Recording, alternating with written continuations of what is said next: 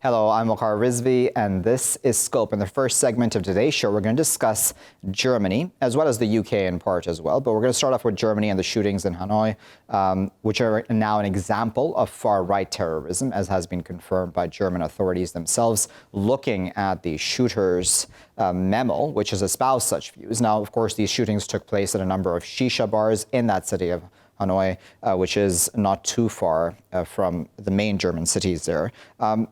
It's interesting, the timeline when we're looking at what's happening in Germany. So just on Friday itself, police raided a far-right network that was planning attacks on Muslim politicians, asylum seekers, etc., even mosques. Then on Monday, thousands of anti-Islam protesters gathered in the city of Dresden.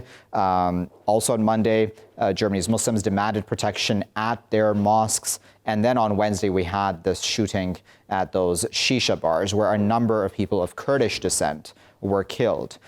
What does all of this say about the way that Germany is heading at this point in time, and why the government isn't being able to get a handle on this sort of far-right extremism that is now growing in that country? Is it as simple as just blaming the AfD and the policies and views that they espouse and propagate, or is it something a bit greater than that? The fact that the government hasn't been able to tap into this, or even possibly, as some critics are saying, take this issue seriously enough also. In the UK, too, we've had that attack at a mosque, a stabbing there of a prayer leader, a 70-year-old prayer leader. The details of why and the motives have not come out, but that may very well be along the lines of far-right extremism as well, though those details do not remain confirmed at this point in time. Let's discuss all of that a bit further. We're now joined by Jan St-Pierre, who is a counter-terror advisor and CEO of the Modern Security Consulting Group. He's joining us from Berlin. Joining us from Innsbruck in Austria is Klaus Jurgens, who is a political analyst and journalist. And joining us from Bonn is Maqbool Malik, who is senior editor at Deutsche Welle Urdu. Maqbool, Klaus, and Jan, thank you to all three of you for your time today. Jan, let me start with you. What do you make of the attacks in Germany? And now that we're trying to reflect on that, do you think that the government has not taken this issue of far-right extremism seriously enough?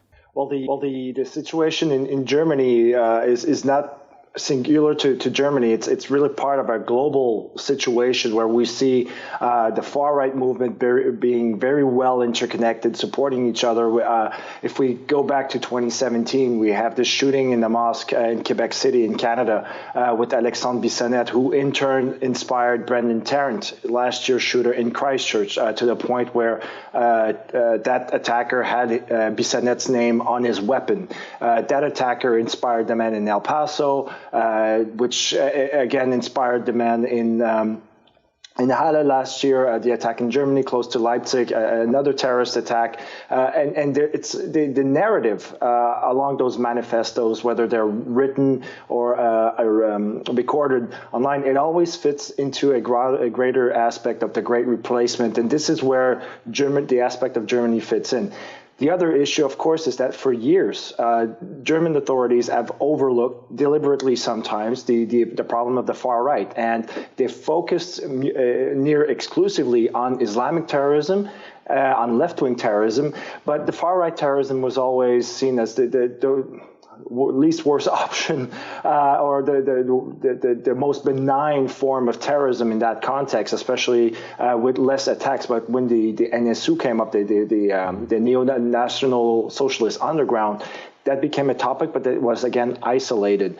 And although the attacks have increased, it was always seen as smaller. And then last year, Walter Lübcke, the former prime minister of NRW or Hessen, I think, was assassinated. Then Halle came, but always too little, too late. Always dismissed as being the lowest of priorities. Maqbool, what are your thoughts on that? Because there's a lot of blame towards just the AfD, right? But is it fair to just blame the AfD, or is this something? This is an issue which is larger than just the AfD and its views, and the fact that it's been able to convince a significant enough number of people that it is correct. AfD in Germany is one of the most precipitating factors in such thinking and resulting in such attacks and incidents, but it is not the only contributing factor. The fact is, when we look at the political situation in Germany and Europe as a whole, then this rise of the populist political movement, populist politicians, and especially some parties which are clearly against the arrival of refugees, foreigners, or migrants who they claim do not really fit into those societies, be them in Hungary or Poland or Germany. Especially in Germany, when we talk about AFD. So AFD has been following, of course, politics which has divided the German public very clearly, and it is a party which has scored a lot of political gains and won seats in regional parliaments, only advocating that we want no Islam here to be growing in Germany and no big number of migrants coming into Germany. But if you look at such incidents, it is not just the factor that AFD is indirectly behind because of its ideology and philosophy and the way it thinks behind all these attacks. It is also, I would call it, pollution, the contamination of the common people who very easily tend to adapt to right-wing extremism. And I would not, to be mentioned here, I would not call it white racist. A person who is a racist is not always a white. It could also be a black. You talk about a situation in Africa. You could have such incidents, or in Arab world, or somewhere else in Europe, or North Africa, or North America, in Australia.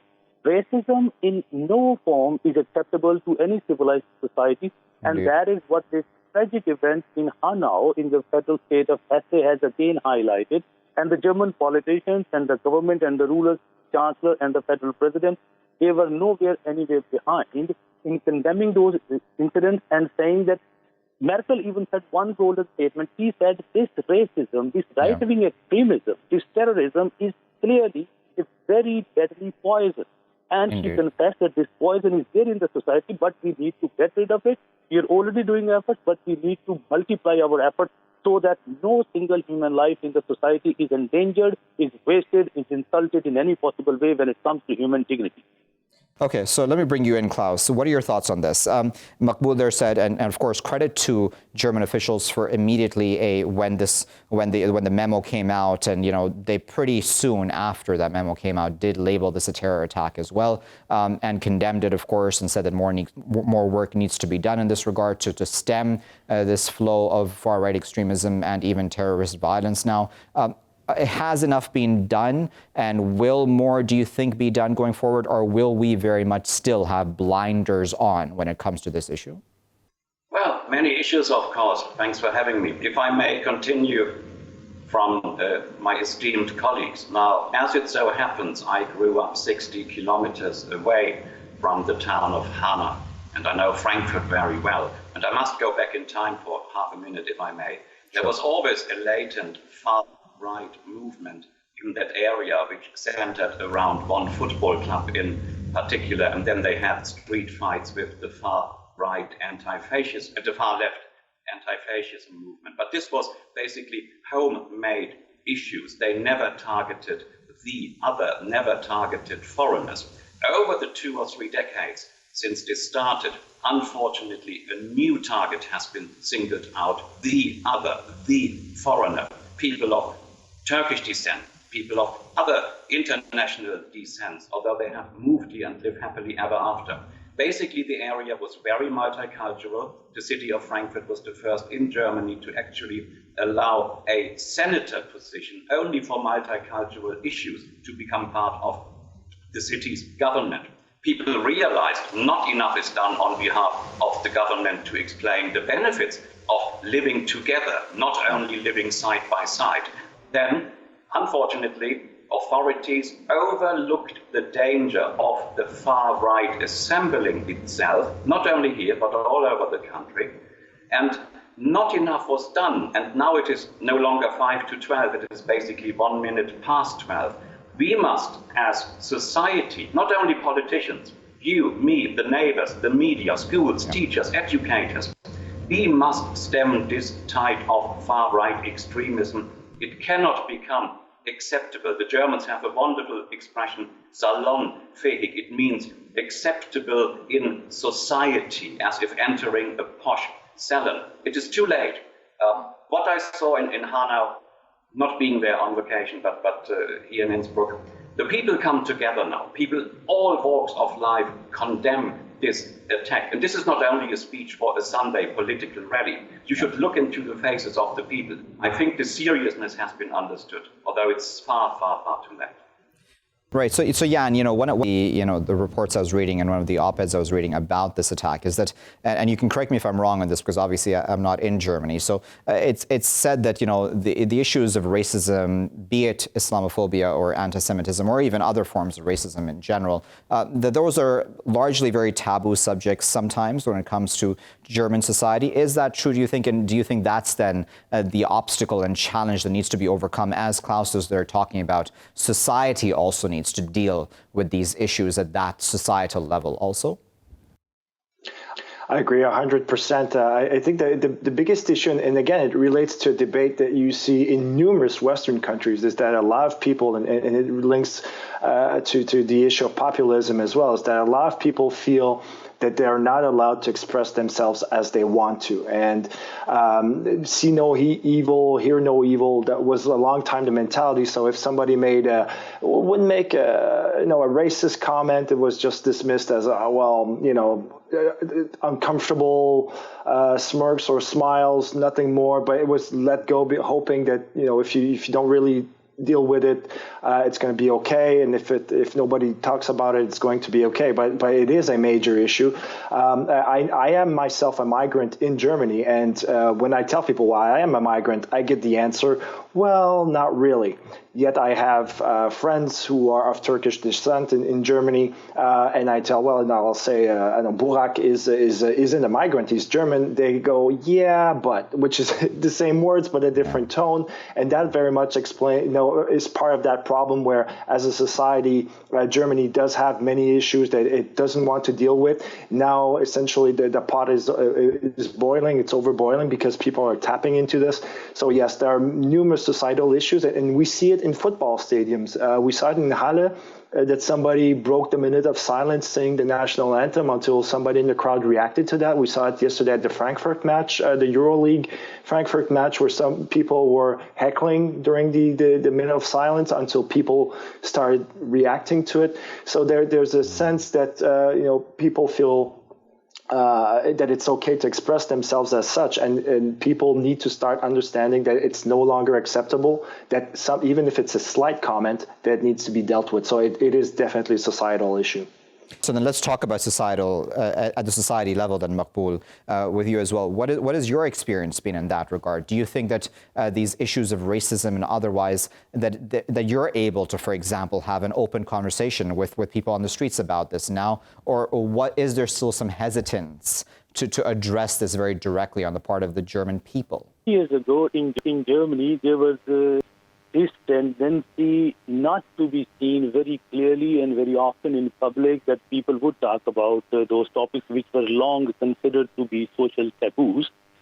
But during the past couple of years, what I have seen as a very encouraging and positive trend in the society is that whenever there is anything happening which is really disturbing, which is not based on social justice, which is against the individual human rights and dignity that is provided to every single person living in German society by the constitution, by the law of the state, then people do talk about it, people do condemn it, people do show sympathy. But the point is, Waqar, when criminals, culprits, attackers, extremists, fundamentalists, xenophobic people, anti-Semitic and anti-Muslim, you give them whatever name. When these people, they commit crimes because of the appearances of the people. They do not really go behind, for example, if somebody was really born into Germany or came into, for example, Germany as a grown-up adult Syrian refugee. When others, they look different from how you look like, then that is if you also have, then incidentally, but negatively, sadly, a certain way of thinking, then this is what gives you a feeling of insecurity, feeling of hatred, feeling of anger. And then in expression of this anger, such attacks are committed. What we need to promote in the German society, and I must say there are no less efforts going on in the society right now. There is huge effort, and I can count to many examples, that those who look different, they are actually not somebody who's different in the society than how, for example, I look like or you might look like. Right. These are the people, the faces, cultural background, the diversity of ethnicity of the people living in Germany, which actually makes this society richer. Germany has long been, of course, I'm talking about a time period after the World War II, the way this democracy has established itself not only economically, but as a smoothly working social fabric. Okay. That should not be put in danger right now, but these elements, and for that I would say, right now I was just having a look at our own main German language website, and then it was a statement by one local German, white in color, her statement in an opinion piece, and she's saying, if no foreigner or a person with a migrant background in Hanau, in Hesse, or in Germany is feeling himself or herself safe, then I have no right to feel myself safe too. So it is that common energy and that common wish of the people to stand side by side and saying any crime against anybody based on their religion, on their belief, on the language they speak, or the color they have, any such crime is intolerable, and this is guaranteed in the basic German constitution. You call it Grundgesetz in German. And the dignity of every single human life has to be preserved, protected, ensured under all circumstances. Okay, so let me bring you in, if I may come in, Maqbool. I wanted to bring you in, Klaus, because I don't want to just concentrate on Germany, right? Because as Jan had also mentioned in his earlier answer, this is not an issue which is just, of course, unique to Germany, certainly, though in this specific case, this attack has happened in Germany. Do you think that Europe as a whole, or if I would, use the more macro term, the West as a whole, has had a hard time accepting far-right extremism? Because, I mean, I'm going to hone in on France for a moment, because, if we talk about France, for example, and the way it deals with its Muslim minority, the largest Muslim minority, mind you, across Europe, there are some fairly Islamophobic statements made by officials there, and it seems like it's quite acceptable for them to be able to make such statements also. And I know you travel back and forth between Turkey and other places around the world often, Klaus. So I wonder, do you think that there's simply not an appreciation of how possibly even officials, European officials, might be feeding this sort of fire? I would say singling out one country and one political movement, the alternative for Germany, for example, is not enough, because maybe this party is no longer there by tomorrow. But the problem is still there. Populism as a problem all over Europe is not going away overnight. And officials, as you said, feeding this tendency. There were cases, I checked overnight, that a young student wearing a headscarf would not be allowed to attend a certain clinical training course. There are cases where the dress code all of a sudden becomes a problem, but then you have Europeans going to other countries where basically they do not care about dress code either, walking half without any clothing to their center of town. Turkey has a case in point. We have many cases, disrespecting the local traditions. But local traditions doesn't mean that you have to completely be absorbed. You can respect the rule of law, respect the country's values, but still, you are a human being coming to these new shores. You contribute. You make society richer, the fabric of society. And this is what elected politicians and office holders apparently overlooked, how to explain these benefits to their own electorate. If I may have half a minute, it is not enough to say one party is the evil, the root of all evil, not in France, a far-right movement, not in Germany, not in other countries. It is a problem of the West to come to terms that if Western society, in inverted commas, is going to survive as a role model of democracy, you must live it. You must lead by example. And this is what many politicians simply overlook. Now, how can you blame society as such if the politicians, if schools, teachers, the media simply shrug it all off and say, oh, this was just another attack by a madman and we go back to normal. God forbid there will be another madman tomorrow. So the problem doesn't go away shrugging it off. And believe me, the media has a huge responsibility in this context. The media sometimes shrugs it all off. There was another attack. It was a lone wolf. This is the most common statement. There is no lone wolf who would not get some form of inspiration from the wider far-right picture. You just don't wake up one morning, unless it's a bad Hollywood movie, and say, now I go on a rampage. I have to kill. Hardly the average terrorist attacker. You are inspired, you have networks, you socialize on the internet, and then all of a sudden the far-right movement enters parliament. Now here's your legitimation. Let's get rid of all the foreigners. We want a one-race nation. highly contagious and dangerous. And I really hope we all, including myself, no one is a role model here, we all manage to get rid of this evil. Indeed. Yeah, and one of the things that I found interesting right in the wake of what happened there in Hanau was that somebody had tweeted, I believe it was Bild, the German newspaper that came out with the memo originally, or was one of the first newspapers that came out with the memo of the shooter. And, it said that it was written meticulously, and a lot of people pointed out that the way it was written out and the conspiracy, quote unquote, theories that were quoted in that showed that this shooter had mental health issues. Now, that's always something that is a fallback, right? Excuse. I won't say always, but I said many times, I guess, in such cases when it comes to far-right extremists. Is that simply too convenient, do you think, sometimes, where mental health does come into this fore, where it doesn't come in for other forms of terrorism? Should it not just be equal across the board? That sure, if anybody were to carry out such a crime anyhow, I mean, at some level they probably do have mental health issues, but it should be across the board then, shouldn't it? I fully agree, and for a long time, this was it's still unfortunately a running joke that if a Muslim commits a terrorist attack, it's a terrorist attack. If a white person commits an attack, it's somebody with psychological issues. So that's in terms of pop culture, and that's fairly widespread. However, the biggest problem is that we tend to look for one cause all the time to try to explain something, rather than understanding that it's a dynamic. It's an interdependent dynamic that leads people to commit these types of actions, and therefore mental health issues aren't exclusive to political thought. And nobody talks of if you're a politician and somebody with mental health issues votes for you, you never see these mental. It's not seen as a problem, but if that person's against you, you want to use that against them.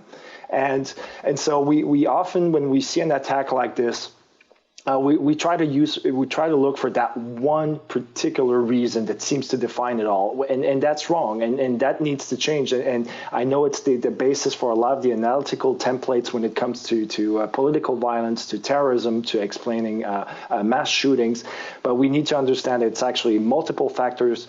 And for a newspaper like the Bild Zeitung, who does not have a reputation for being thorough and thoughtful, it's quite the contrary. To use such headlines, yes, it fits into what they want, but it perpetuates a myth, a misunderstanding that one cause explains it all, while in fact multiple factors are always at play, especially with these types of attacks. Very well. I'll give the final word to you, Maqbool. Thoughts about mental health and how that plays into all of this? Mental health issues, well, they could be equally applicable and valid for those committing these crimes with their white skin and going against Muslims or migrants, and equally applicable also to militant Muslims who do terrorist attacks against non-Muslims, be them somewhere in the Middle East or in Hindu-Kush in Afghanistan or Iraq or Syria. That is not the point, I guess. The point is cold-blooded terrorism, homicide, should not be given the garb of some so-called mental health issue. A black sheep could openly be called a black sheep, and that is a tendency that I am seeing in the German local and federal politicians. For example, immediately after this attack happened, police took just tiny bit of time to be sure that this was a right-wing extremist attack and it was terrorism, and then everybody was speaking about right-wing terrorism. Nobody was saying, oh, some white innocent boy who just got derailed in his mind and he ended up killing some people and it was almost a racist attack, but no terrorism. Nobody said that. They said this is xenophobic, this is anti-migrant, anti-Muslim, and this is a racist attack. And that fellow, this memo we are talking about, Waqar, he wrote in this memo that all people of inferior races, quote unquote, all people of inferior races must be terminated. So how the hell anybody is going to tolerate such a person in a society which only says that it lives with this basic egalitarian democratic value? And there I would say just one word. Deutsche Welle, after this incident, had an opinion piece, and it carried a lot of sense in its message. It was said that Hanau attack in essay is a deadly example of multiple killings resulting from hate in the heart of Germany. And now it is the collective duty. Like Yang and other colleagues, they have also pointed out, it is the collective duty, not only the public, not only politicians, not federal only and not only the state politicians, but also the media, also the educational institutions.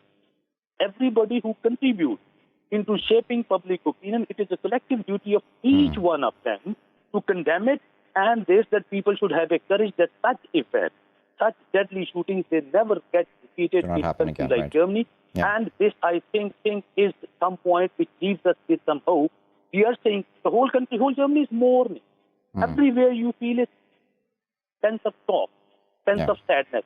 In Deutsche Welle, our own Maqbool, I do apologize. I'm going to have to cut you off. I do already apologize. Unfortunately, the clock has gotten the best of us. But we do sincerely appreciate all three of your insights and, of course, a contribution. That was Maqbool speaking to us from Bonn, Klaus speaking to us from Innsbruck in Austria, and Jan, who is speaking to us there from Berlin. Now, we've tried to give you context, viewers, about what has occurred there in Germany. And I did allude to, of course, what happened in London as well, where there was a stabbing attack at a mosque there. So this is not unique to Germany, what's happening. This is lean towards far-right extremism on the part of many, not all, of course. As Maqbool at the end was saying, credit, of course, to the politicians and security forces who did label this correctly as far-right extremism and terrorism fairly early on after this attack took place. However, much blame back to them, though, right, for even allowing the situation to get as bad as it has.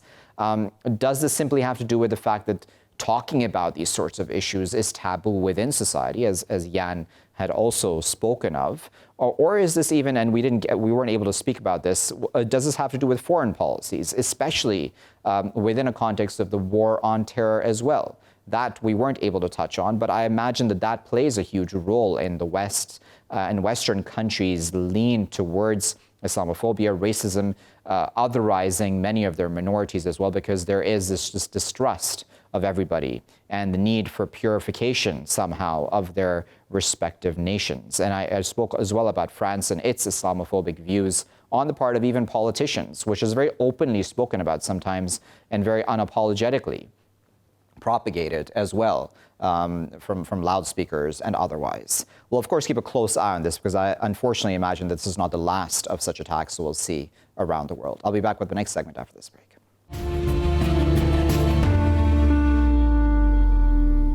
Welcome back, viewers. You're still here in Scope with me, Waqar Rizvi. In this segment of today's show, we're going to discuss the United States and Trump's immigration policies. A federal judge, that is, has found the U.S. government in contempt of an order that had, in fact, been given about authorities not deporting young immigrants, especially those who should technically be given proper safeguards so they're not returned to places which are unsafe for them. And these are many, of course, immigrants and illegal, quote-unquote, asylum seekers, as Trump would call them, or migrants. 5 young immigrants have, though, been deported. And this was against what a judge had wanted. This was a 2018 preliminary injunction that I'm talking about that was violated at this time. The judge has now said that those immigrants have to be brought back now to the country and even being given compensation. I believe it's $500 a day, if I'm not mistaken, to each of them for the days that they have been set outside the country in unsafe conditions, many of them. Some of them have even already been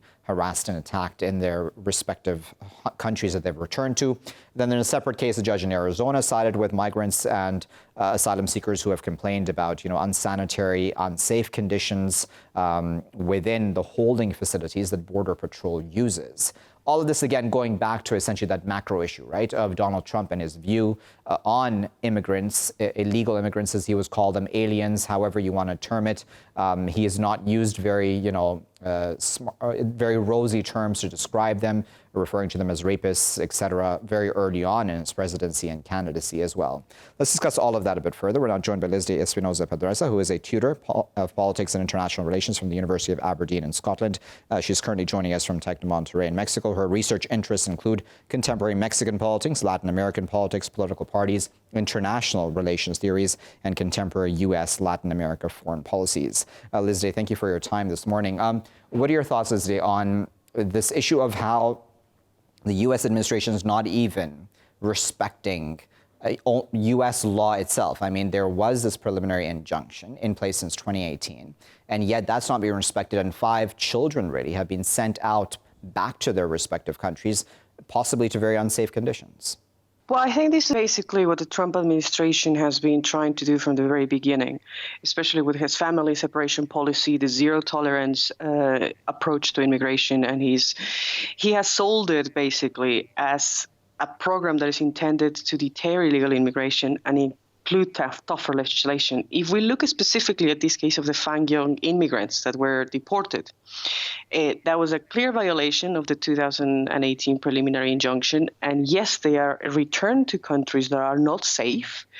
The Trump administration has long claimed that it has merely enforcing laws that already exist or violated those that already exist. I think the problem here is he will keep doing it. I mean, the immigration policy of zero tolerance and the tough stance of the Donald Trump against immigration and the approach has changed as well. I mean, if we look at the zero tolerance and especially how the Trump administration has decided now to start deporting immigrants, and if you remember just last year when they signed the shady agreement with Mexico of the third safe country, in which they are actually returning asylum seekers to Mexico, which is actually illegal. However, it's done. So it's just going to continue. It doesn't matter how many times it gets violated. Yeah. Donald Trump is going to continue with the zero tolerance and a tougher immigration policy on young immigrants and especially children. And, you know, Lisdey, I feel like when we're talking about such things, many times in these conversations, what gets left out is the fact that many of those countries in Latin America, which may be unsafe for a child or any adult to really return to, are unsafe sometimes in part because of U.S. policies in the past. Tell us a bit more about that, if you can. Yeah, I mean, if we look at especially all the interference of the United States, Latin America, I mean, a lot, and the problem that started with the whole wave of immigrants, it's a clear result of United States policies in the area, not only from the 60s, 70s, but also in 2016 when Trump was elected and he decided to stop the financial help for a lot of the Central American countries that a previous administration had been given. That's when the whole wave of immigration started. And then they started the negotiation with Mexico, in which Mexico was going to create, it was going to be set up as a safe country. And again, yes, the countries in Latin America have they have to protect the rights of immigrants. However, you cannot return an immigrant to a country that is not going to be safe and that would violate international law, simply because the conditions are not safe. And a lot of the conditions in Mexico, Central America, and the rest of Latin America are simply not safe for these immigrants and asylum seekers to return or to wait for the process, like is in the case of Mexico. They simply get returned to the northern border and they basically wait there. Only God knows for how long. It could be months, it could be weeks, it could be years, waiting for their application to be processed in the United States. And we know that the United States is one of the countries that have the longest backlog of immigration applications. So they could be waiting for years in countries that are unsafe. Indeed. So then, you know, we have the reality, right, about the historical reality about what the U.S. has done in Latin America and even still continues to do, and that creates these unsafe conditions. And then within the U.S., we have the narrative being pushing by the Trump administration about, as you know, illegal aliens being, you know, criminals, etc. Do you then see that, you know, the challenge then within that? How then does the average American, or how should the average American then be convinced that, okay, these people are not out to get you or kill you or sell you drugs or whatever they've been convinced about it? Because that's a very tough battle to win, isn't it? It is a very tough battle, and it's a battle that has been going on for decades in the United States. I mean, the issue of immigration has been a tough issue in the United States. What Trump has done is he has put it in the forefront of the agenda. And if we look back in 2005, Texas actually had a program. Texas itself had a program that was very, very similar to what the Trump administration enacted in 2015. It was called Operation Streamline. And they were aiming to prosecute people any illegal person that was crossing the border with little or no prior criminal convictions. The main difference with Trump is that if we look at the previous administrations, they were only prosecuting people if, yes, they had crossed illegally, but they had serious criminal past convictions. Donald Trump is doing it even with children, with families. I mean, the whole family separation policy, and there are nearly over 70,000 children that are detained in the United States separated from their family. And that's more children detained away from their parents than any other country in the world. And it keeps happening, despite the fact that it has been acknowledged that these kids and these children are suffering from traumatic events. They will have risk long-term psychological and emotional damage. And the conditions are simply unsanitary and inhumane. And tell us, because you're sitting in Mexico, so I think it's appropriate to ask you this. Yeah. What kind of an effect is this having on Mexico? Because, Mexico's taken, as you alluded to in your earlier answer, some of the it's shouldering some of the responsibility for some of this. It's partnered with the U.S. in some fashion to keep and process some of these people on this side of the border. That still adds a lot of pressure to a country which has major issues on its own, doesn't it? Yeah, I mean, and it results actually, it's a bit ironic, because we're doing the job that Donald Trump wanted us to do. We are creating a border right in the south of our country, south in Mexico, in which the country, the south border of Mexico now is close to being militarized. You are chasing illegal immigrants from Central America that are trying to cross into Mexico. And again, Mexico, just like the United States, their immigration reputation, especially the whole system of processing applications, it takes months to process an application. And people are being denied entry, even on the basis of asylum-seeking grounds. Mexico itself, yes, it has a lot of problems. It has insecurity. It has issues with drug dealing gangs, et cetera, that just per se make the country completely unsafe for immigrants to be waiting here in the process of an asylum seeking in North America. However, yes, ironically, we became the border that Trump wanted, or the wall that Trump wanted.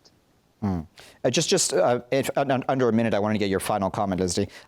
Because you are, based in the UK as well sometimes, I wonder, do you think that other countries, even in Europe, for example, are taking the example of the US for this very negative policy that it has towards immigrants and are trying to make it their own as well?